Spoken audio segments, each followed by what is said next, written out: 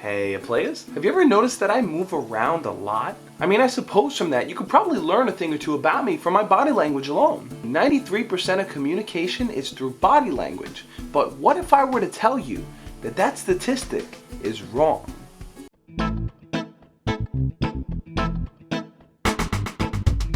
In the 1970s, researcher Albert Morabian conducted a study to measure human communication levels based on their feelings and actions. What he would do is show people a picture and then give them a grouping of words to choose from, and that would help them understand a person's level for connecting feeling and linguistics. Another test he would do would be to measure a person's tonality to see whether or not they rank those words and tonalities as positive, negative, or neutral. And the results ended up showing that 55% of communication was based on facial expressions, 38% was based on tonality, and only 7% was based on words, which leads us back to 93% being based on body language. Hold on a second, they weren't even testing words. How can we account for how effective words are if we weren't even looking at that? And there you see the dilemma. But since 55% of communication is through facial expression, I figured I'd teach you two techniques to communicate through the face. The first technique is known as the triangular gaze. This is when you pinpoint 3 specific points on a person's face and you stare wholeheartedly at it. Usually when you're triangularly gazing at a person's face, you look at their left eye, then to their right eye, then to their lips, and you follow this triangular pattern up and down. A lot of times the triangular gaze is used to create a very sexual and passionate environment, because by studying a person's eyes and lips, it makes it seem like you're looking into their soul. Try it on somebody, you'll see what I'm talking about. The next technique is maintaining eye contact.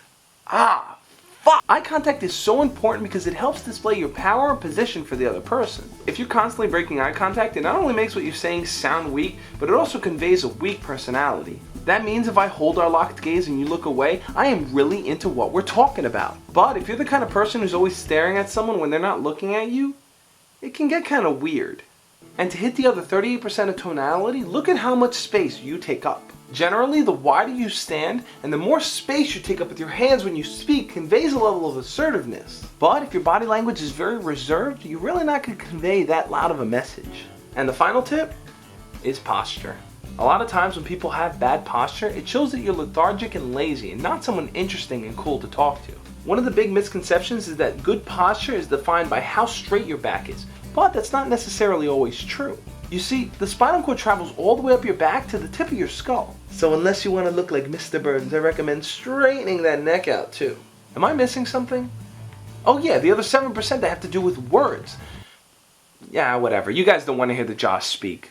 Like this video if you feel these tips have helped you gain the power to show more positive body language. Leave a comment letting me know. Have you ever purposely altered your body language to convey a message to a person? And subscribe to the channel to see more videos on how you can use your mind and your body to showcase your best self.